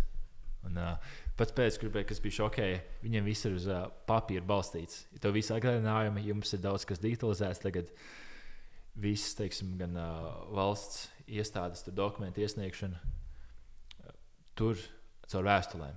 Un tu apmaksā rēķinus, ejot veikalā vai ejot uz to valsts iestādes ēkām. Un tur tev sūta atgādinājumus nevis ziņā vai kaut tam līdzīgu, vai kaut kādā e-pastā atnāk, tev atsūtīs fiziskas vēstules. Un tev viņas jāatlīmē vaļā, jo tas konfidenciāli un tam līdzīgi. Bet tas bija citādāk.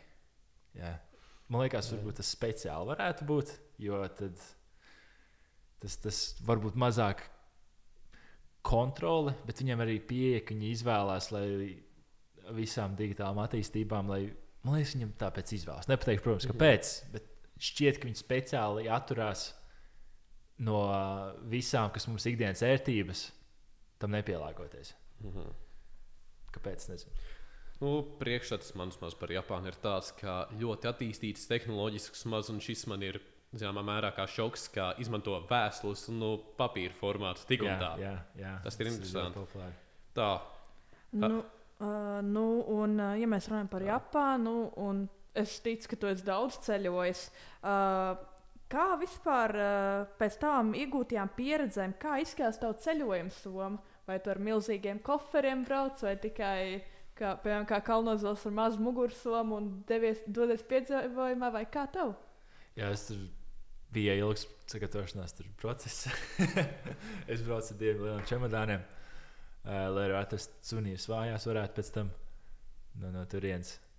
Bet es tad atskatos apkārt, kas man noteikti pateicos sev, ka paņēmu.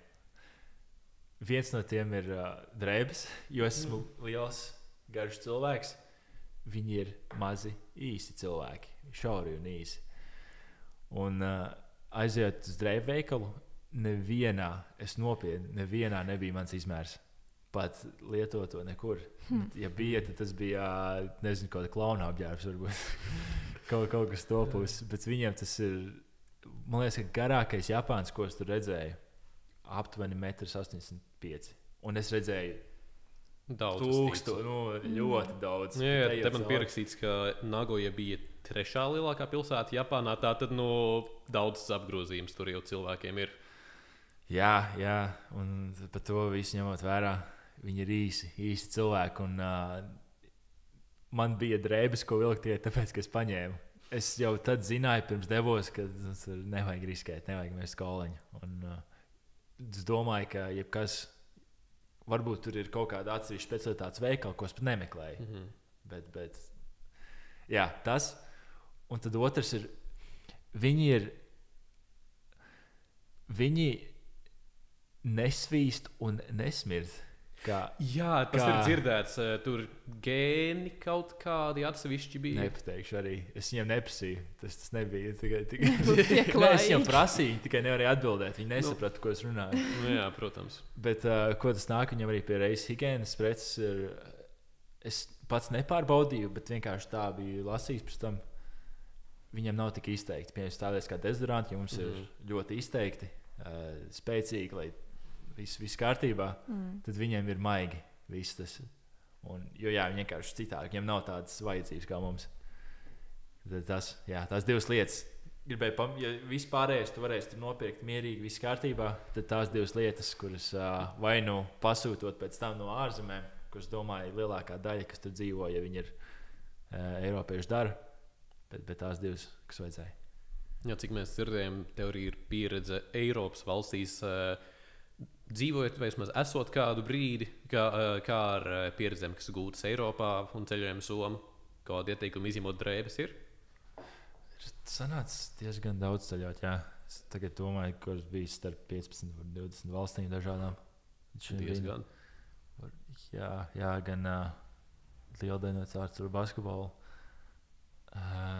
Jā, bet es te domāju, nav daudz, kas nepieciešams, tīpaši ja izmanto metodi, ka tur redzi, ka veids mašīna pieejama tajā vietā, tad uzreiz var arī zināt, ka, ja es šeit esmu 2 nedēļas līdz 1 mēnesim varbūt, pat, tad es varēšu drēbes visu laiku rotēt un mazgāt veids mašīnu. Tas uzreiz var vienā somā visu salikt iekšā uzreiz ar visu datoru un austiņām, jo kas tur vajag, lai strādātu un tam līdzīgi. Un jā, tur diezgan minimāli var. Un es domāju, var būt līdzīgi kā ar iepriekšējiem viesim. Arī mans varētu būt ar vienu mugursam pieteikt. Tomēr. Jā, viss kārtībā. Arī pat vairākām nedēļām. Kā tad ir atgriežoties atkal Talsos pēc tik ilga laika ārzemēs Rīgā? Manot, ka viss kaut kas mainījies, piemēram, Talsu tirgus saremontēts. Ir kādreiz būt tur iekšā, tagad, ka ir saremontēts kaut kādā pasākumā? Jā, es tur citu piedalījos pasākumā. Tur man mamma ir šūšanas pulciņā šeit. Un tad tur bija modes skate uzstādīta. Un tad, lai demonstrētu visu tur, teiks, mums bija kā gadsimtiem ejot cauri. Un tas bija ļoti interesanti, tas bija ļoti forši. Tur piedalījos arī pats, bet patīk viss. Un kāpēc arī gribēju minēt, ka tas labi ir? Es joprojām kalpoju kā, teiksim, Talsu popularizētājs arī citur.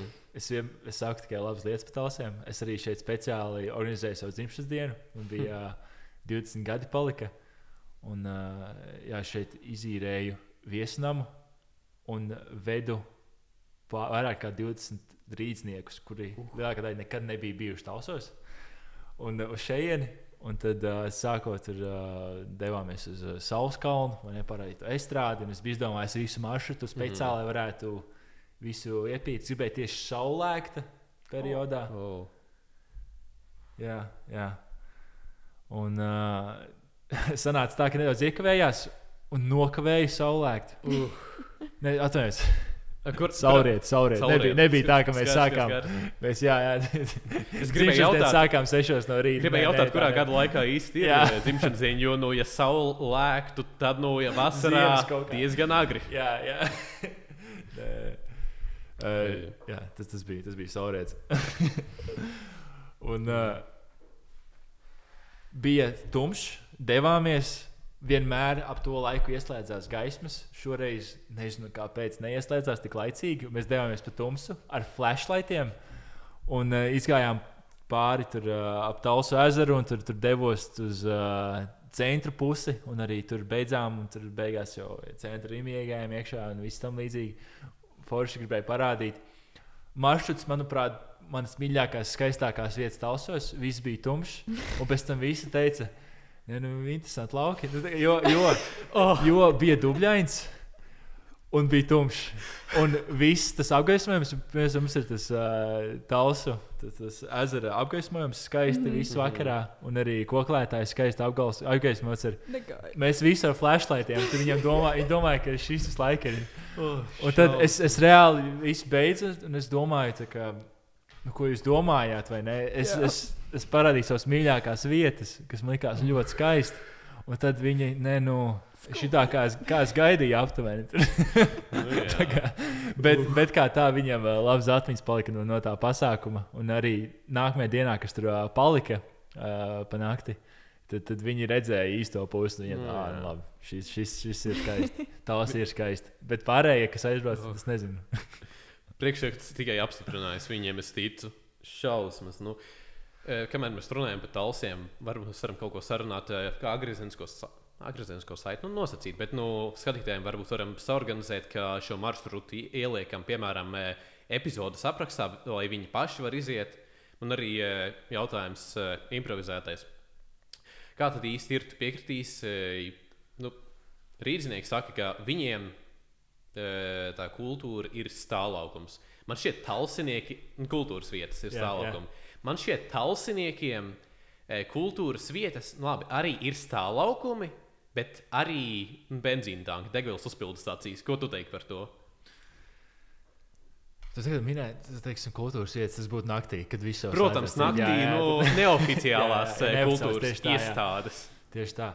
Jā, starp citu, man nav gluži tipiskā studenta pieredze, jo ir bijusi, bet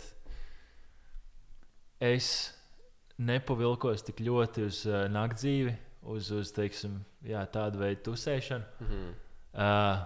Es biju līdz šim brīdim klubos visos 3 gados uz rokas pirkstiem saskaitīt. Tur nebija daudz. Un speciāli kā tā. Ir ironiski, ka es dīdžejoju, bet jo man patīk dīdžejot, bet ņemot vērā to, es labāk izvēlējos tur piekdienas vakarus ezīt smiglā, kas arī, bet nevis pēc tam tur mēs tad ejam dzīvē, ejam uz vecrīgu, bet joprojām tā kultūras dzīve, tie būtu tāds pašs kafejnīts kā ezīt smiglā, jo viņas diezgan vēlāk slēdzās ciet, ja nemaldos kā kura, dažas līdz pat 3 rītā, dažas līdz pusnaktī. Un tur ir vairākas tādas diennakts vietas, kur palikt. Bet, tur, teiksim, tās sestdienas, piekdienas vakarī ir kaut kas līdzīgs. Jā, kā tu minēji, it īpaši ir mašīnas, tad viņas tur stāvlaukumos sabrauc, protams. Ir organizācijas, kas tieši to rīko, viņam tas viss biznesa to apiet, tur klubi un tam līdzīgi. Un ir citādāk, tur izvēlēties var. Skaidrs. Katram savu dzīvi. Man bija citādāk nekā. Protams, atšķirsies jau tā studenta dzīve kā no kuram.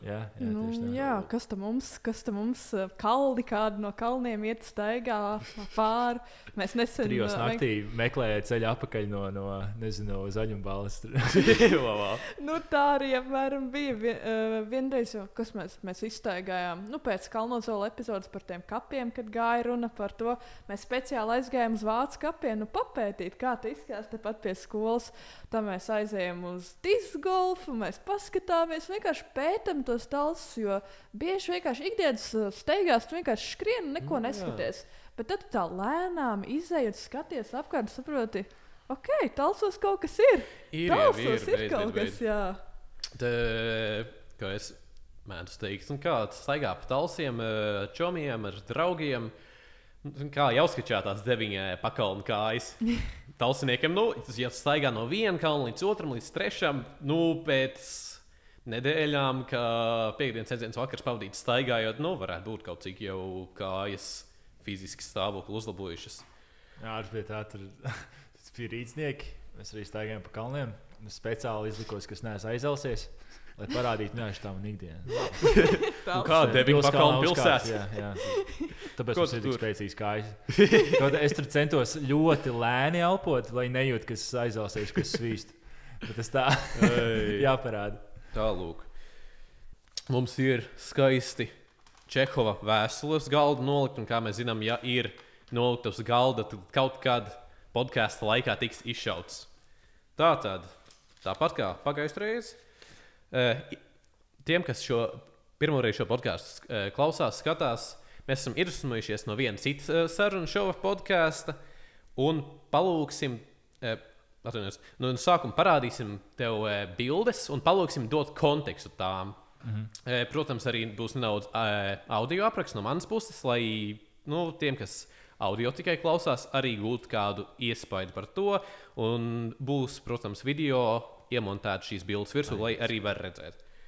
Pirmā, ko es tev rādīšu, ir viena, kur tu, es saprotu, sēdi kaut kur.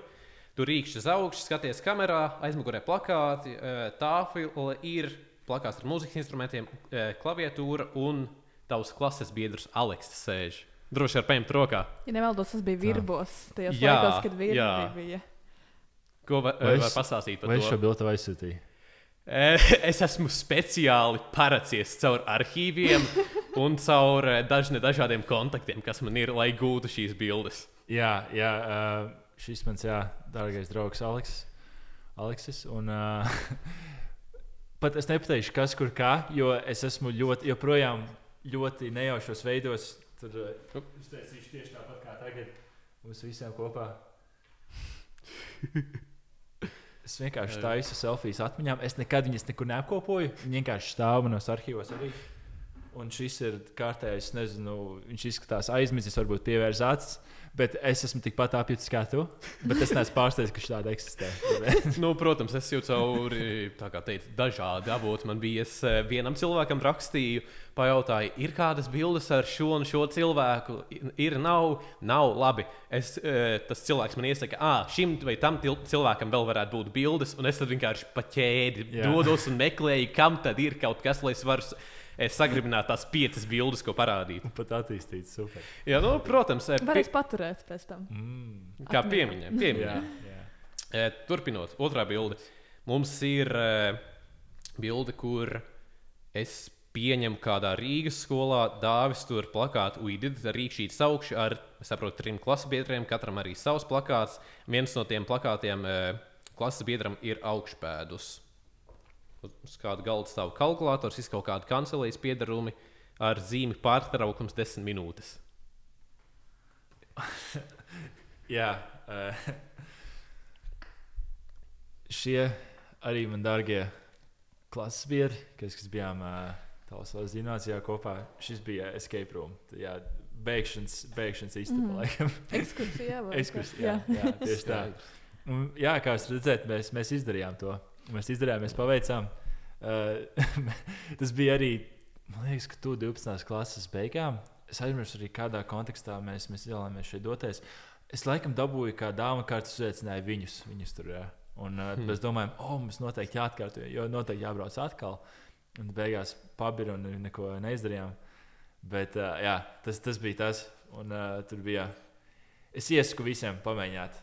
Escape room, ja kāda, kas ir, ko redzēt un kopā ar cilvēkiem. Jo kaut tā liekas, pats tur, jābrīvē laiks, jādodās pat no Talsiem kaut kur citur, bet tas saliedēs nopietni. Tas ir, es negaidīju pats, cik ļoti saliedēs, bet tas saliedēja. Un tas neaizmirstams atmiņas bija pēc tam. Ja pabir, tad iespējams šis būs kā rosinājums, motivācija, lai mēģinātu atkārtot tādu pasākumu. Jā, tā turpinot nedaudz publiskāka bilde no Instagram arhīviem. Mums ir šeit, kur Dāvis stāv un fonā ir kalni. Uzvilkts, protams, ir kāda dūna jaka, bīnīs. Cik es saprotu, šis ir Ēģiptē fočēts. Jā, tieši tā. Droši var paņemt. Tā. Jā, šis... Ko var pastāstīt, kā tur nokļuva, varbūt kādā kontekstā? Šis ir pilnībā apmaksāts ceļojums uz Eģipti, ko saņēmu pārdodot grāmatas Amerikā. Tas saistījās. Jā, mums bija tur izīrēts 5 zvaigžņu tāda viesnīcas apkārtne, resort. Un šī bija viena no pieejamām ekskursijām, kur varējām doties. Un es pateicu, jā, varētu. Tur samaksāju pat nebija daudz, nezinu, no 20 līdz cik tur eiro. Tur iekļāvu gan aizbraukt uz turieni. Bet es nezināju, es neizlasīju aprakstu. Es vienkārši forši uzkāpšu kalnā. Es nekad nebiju kāpis kalnos. Nezināju, ne cik viņš augsts, nekas tam līdzīgs. Tur apģērbos, kas man tur bija, un paņēmu līdzi. Un viss kārtībā, devos kāpā autobusā. Mēs izbraucām pusnaktī, mēs tur 4 stundas braucām. Man liekas, 4-5 tur ieradāmies. Un tad sākām kāpt kalnā. Un ko es nezināju, ka tas ir. Es tagad ceru, ka es nepārteikšos. Mēroju, tur augstuma maiņa bija 1,5 km. Mēs kāpām 6 stundas. Nē, es ierados ātrāk. Es tur kaut kādos 2 vai 3. Un tad mēs kāpām tieši, lai būtu uz saulēktu. Šoreiz pareizi. Uz saulēktu. Lai būtu tur augšā. Un es, 5-6 stundas, un tur arī viss. Tas bija vesels piedzīvojums pats par sevi. Es nezināju, ko es parakstījos. Tur bija kamieļi pa ceļam, viņi spļāva cilvēkiem virsū. Trāpījās arī tev? Nē, es tur es jau tāds izveicīgs esmu. Basketbolā uzkačājies. Met viņiem pretī. Spļāva pretī, tas bija tā. Un tad tika augšā, bija ļoti augsts. Nevis grādu ziņā, bet jo vējš bija ļoti spēcīgs. Turpinot 4. bildi, pirmspēdējā. Tepat mums ir pie ģimnāzijas, sanāk tuvāk ģimnāzija no Šautuvas. Dāvis tur kādu sniega lāpstu, uzcelts ir sniega vīrs, sarkanā jakā, sarkans bīnīs un izskatās diezgan gandarīts ar savu padarīto darbu. Es to neizdarīju. Pirmkārt, kopīgi šis bija, ja nemaldos, 10. klasē. Bet, mēs uzcēlām, mēs uzcēlām sniegvīru kopā ar klasi. Un varbūt neatceros, kuriem cilvēkiem vai kā, bet un es vēlējos bildi uztaisīt. Un man liekas, ka vairāk cilvēku sāk bildēt. Es vēlējos šo tikai sev starp citu. Es gribēju aizsūtīt ģimenei, mammai aizsūtīt, ka forši mēs uztaisījām. Tagad arī tu viņu dabūji. es izraku. Bija vēl viena versija šī bildei, kur bija datums rakstīts virsū. Es speciāli mēģināju sameklēt bildi versiju, kur nav šis datums, lai grūtāk ir atcerēties. Bija 19. gads. Es neatceros, kas pa mēnesi, kas pa datumu, bet tas bija 19. gads. Man liekas, tas bija 10. klasē. Nekāds man liekas, es varu galvot. Tā jābūt 10. klasē. Pēdējā bilde. Mēs redzam Dāvi Lakers uniformā. Es saprotu, kādā saucamajā mājas tusā ballē. Fonā sēž 2 cilvēki. Var redzēt, ka viens no viņiem telefonā skatās. Dāvis skatās kaut kur uz griestiem. Es nezinu, kādā kontekstā šis arī ir. Tālu. Wow, atkal interesanti, ka tu šādu bildi dabūji. Bet šī bija dzimšanas dienas dāvana no vecākiem. Un tad vēlējos, lai iemūžinātu uztaisīt bildi atkal savām vajadzībām. Es kaut kā esmu izrācis tādas bildes. Nopietni, visu cieņu. Kā redzēt, aizmugurē cilvēki nav ieinteresēti, ka kas notiek pamatot. Bet tad tur vēlējos vienkārši gribēju uztaisīt vienu foršu bildi, un tad paralēli cilvēki arī citi sāk fošēt. Un tad nonāca šī privātā bilde manām arhīvam, arī visiem pārējiem. Bet, privātais arhīvs izskatās, ka vairs nebūs tik ļoti privāts. Tikpat labi vienkārši var visus savus bildes postot Instagramā. Ja cilvēki grib, viņi sameklēs. Tieši tā. Tālūk. Tā tad, atgriežamies pie runājumās daļas, tā teikt.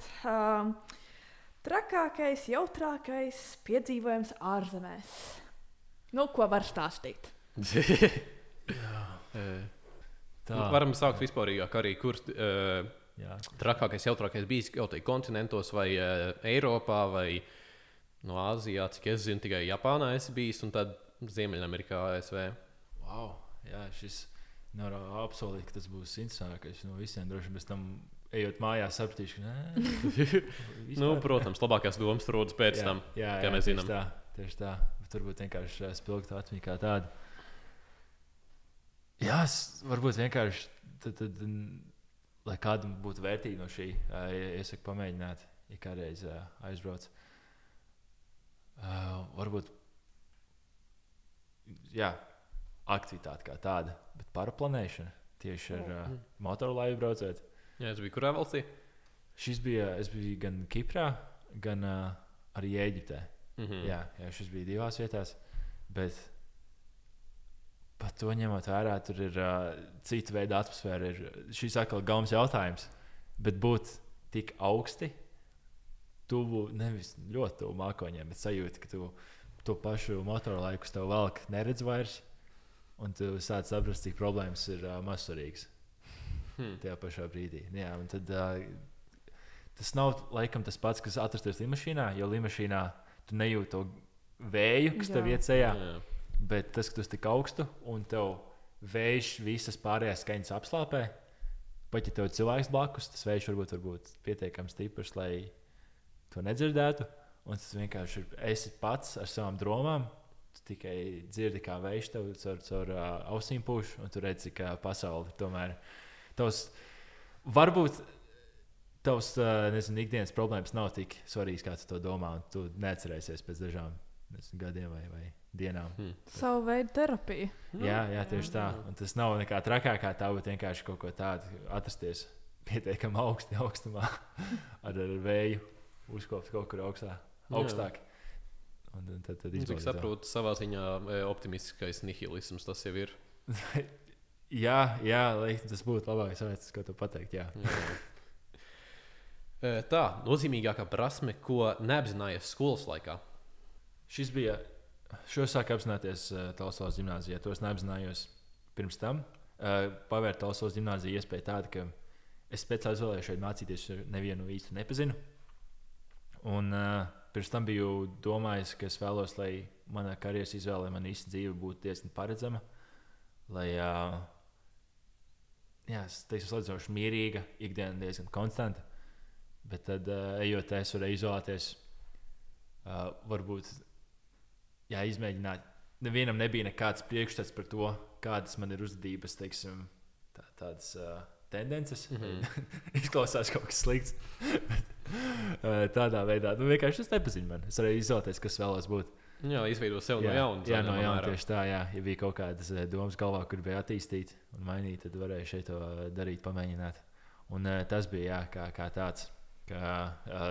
Sapratu šeit no prasmu ziņām, ka varu panest un vēlos daudz vairāk iniciatīvas, daudz vairāk hausu savā veidā, neparedzamību. Un, tad, ja pirms tam nebiju aktīvs, ne savā dzīvē, ne skolā, teiksim, ārpus skolas, protams, basketbolu kā tam līdzīgi, bet nebija noteikti tas skaļākais, kas tam līdzīgs, tad pamainīju to. Un tā būtu laikam tāda prasme. Jo vispārējais, ko es varu teikt, ir, protams, tehniskās lietas, bet tas nebūs tik aktuāli klausītājiem. Protams, kā kuram, bet niansēts jautājums. Jā. Atkal atgriežamies uz ārzemēm.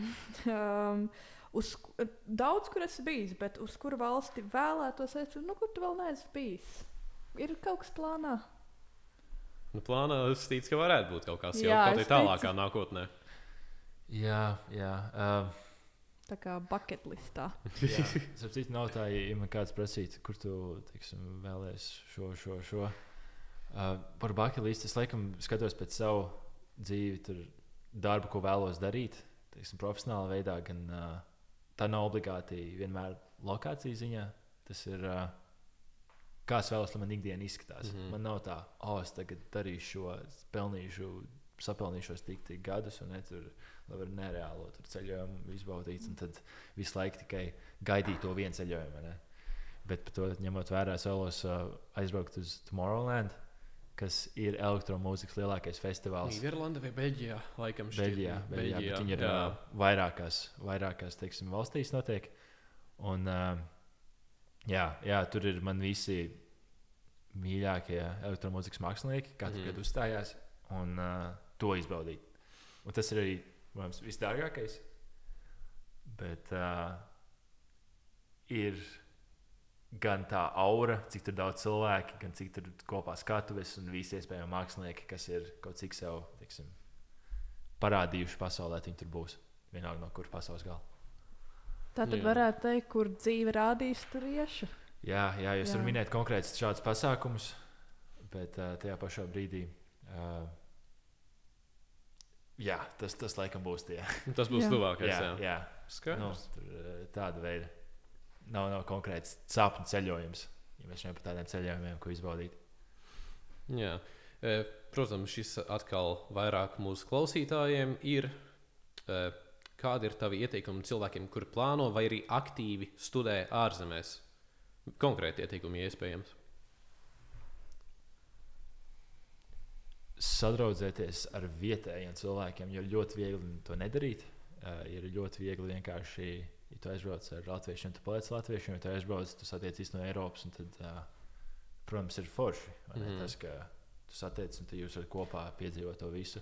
Bet Japānā man vajadzēja speciāli meklēt vietējos, kas es vēlējos atrast tādus studentus, kas māca angļu valodu, kas bija grūti, jo es daudz vajadzēja prasīt cilvēkiem, līdz kaut kādā atrada, kas to var, bet es beigās atmaksājos, jo uzzināju par kultūru, ko es pēc tam neuzzināju. Un, ja jūs doties, tad tikai tā var pavērt acis, jo ja ir viena lieta, ka tu redzi skatus, tu redzi to, ko kā turistam valsts vēlās, lai tu redzi, bet ir otra daļa, ka esot man Amerikā doties no durvīm līdz durvīm, redzēju viņu īstās ikdienas, īsto, nevis tur Lasvegas un tur Kazino.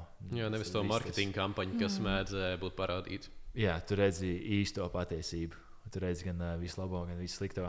Un to var tikai tad, ja tu tiešām centies iet ārpus komforta zonas un runāt ar tiem studentiem, kuri paši viņi nesaprot, varbūt angliski, vai ļoti slikti runā, bet tikai tā tu varēsi izjust, tu varēsi pateikt, jā, es biju Japānā, vai jā, es zinu, ka šis ir. Nevis tikai es biju piedzvēkšu viesnīcā. Tā ir. Tad arī nākošais jautājums ir diezgan sekojošs.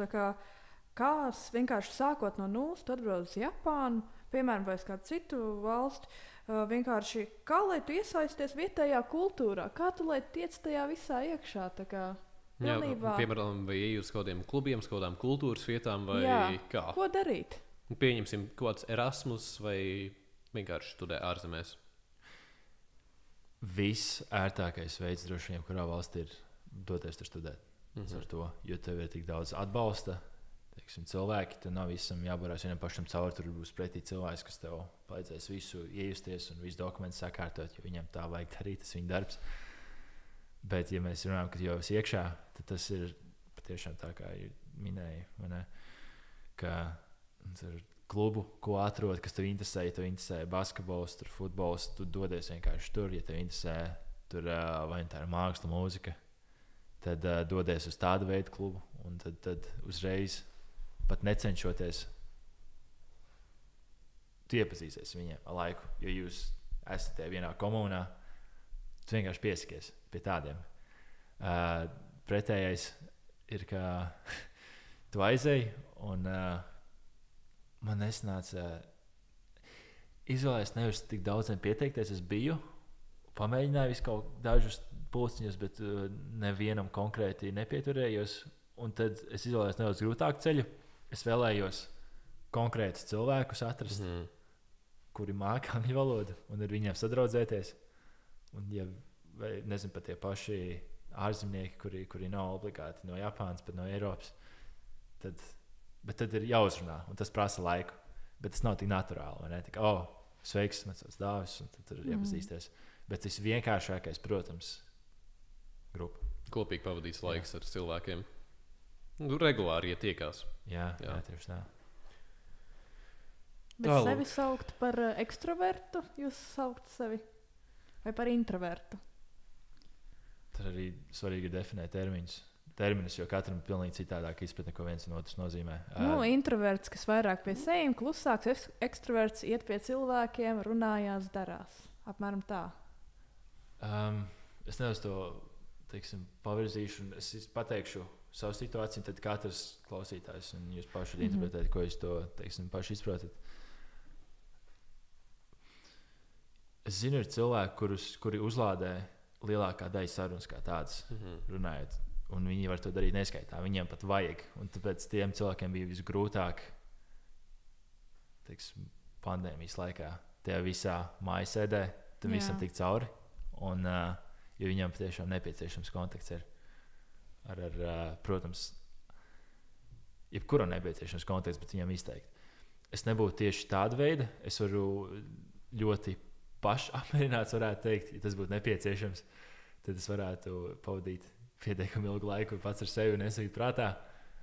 Bet tad mēs esam tā pavilkt, ka es izbaudu sarunas ar cilvēkiem, man patīk iepazīt jaunus cilvēkus, ja pēc tādiem standartiem, es laikam būtu ekstraverts, arī jūtos ērti iepazīt jaunus cilvēkus, bet nav tā, ka diena beigusies, un es esmu, man vajag kādu runāt šodien, kaut kas nav kārtībā, man vajag runāt kādu.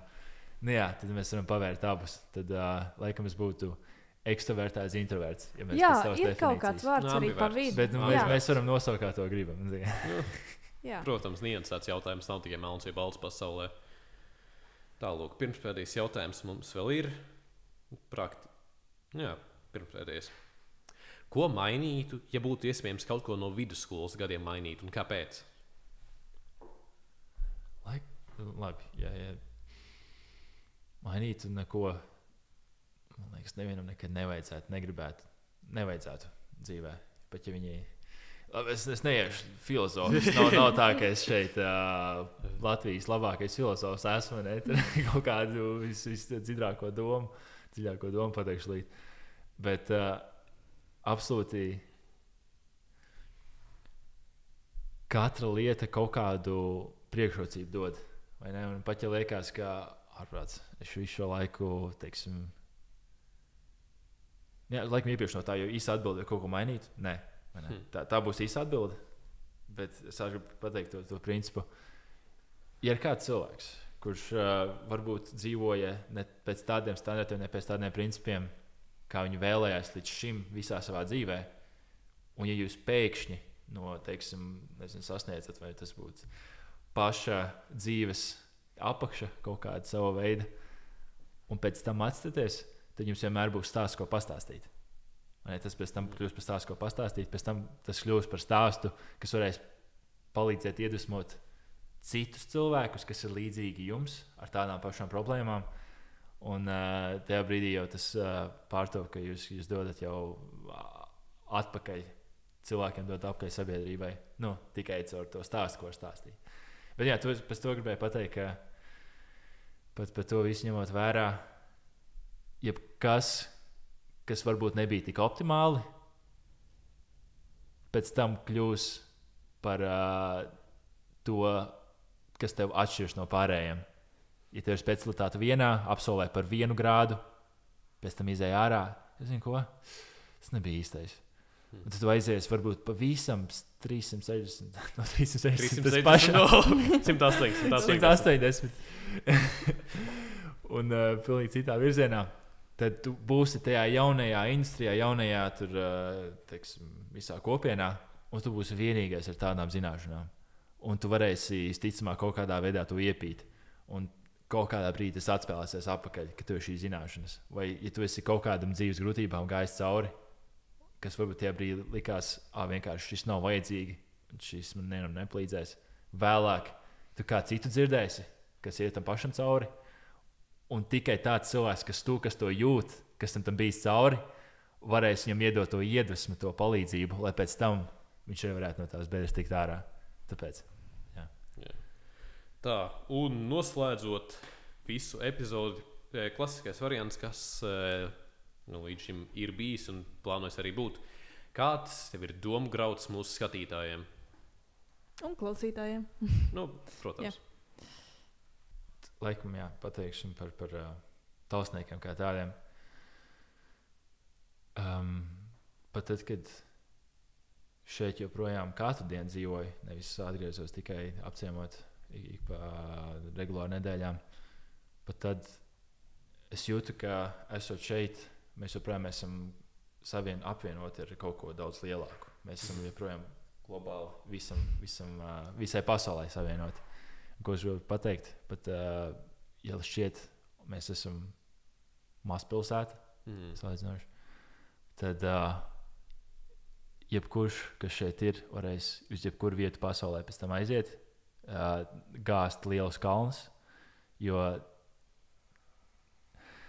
man nepatīk tā teiksim, ideja, ka es nepiedzimu pareizajā vietā, es nepiedzimu tur, es nezinu, Silicon Valley vai ne tur, un tagad nav vairāk iespējams visam izdoties dzīvē. Noteikti tā nav, jo vairāk tagad kā jebkad, tā kā viss ir apvienots, ja ir pašam vēlme, tad, nezinu, ja pastāvēs pats savu gadījumu, dabūju tur Rīgā biznesa skolā 1 stipendiju no sākuma, pēc tam vēl 1, dabūju 2 stipendijas, un pēc tam vēl varēju no visiem studentiem būt prezidents un kandidatūrā uzvarēt, un pēc tam paralēli varēju saglabāt viens no labākajām atzīmēm arī, un pēc tam visu apvienojot kopā, savienojot kopā, tad nav nekāda atšķirība no tā, ka es sāku Tallas valsts ģimnāzijā, no tāda, kas sāka Rīgas ģimnāzijas, tur 1, 2 nosaucat savu variantu, vai ne? Un mēs visi aizbrauksiet un dosieties tur, sāksiet no jauna. Tur tas viss ir plus mīnus vienādi. Tā kā, saprotu, tev bija atnākos ģimnāzija, tu vari sev no jauna uzbūvēt, uztaisīt. Tieši tā. Visiem jums liekas, bet viņi tur daudz labāk mācās, jo tam līdzīgi nav. Bet šī ir jauna. Tā ir jauna spēle tajā brīdī. Tu aizbrauc uz augstskolu, nekas nav garantēts. Tu varēsi dabūt tik daudz ārā, cik tu no tā paņemsi. Tātad paldies Dāvim, kas paciemojās pie mums. Patiesi liels prieks ielūkoties tik plašā pieredzē, jā. Un jūs iedvesmojat. Tiešām es ceru, ka iedvesmo arī mūsu klausītājus. Paldies visiem par skatīšanos. Un klausīšanos. Paldies. Paldies.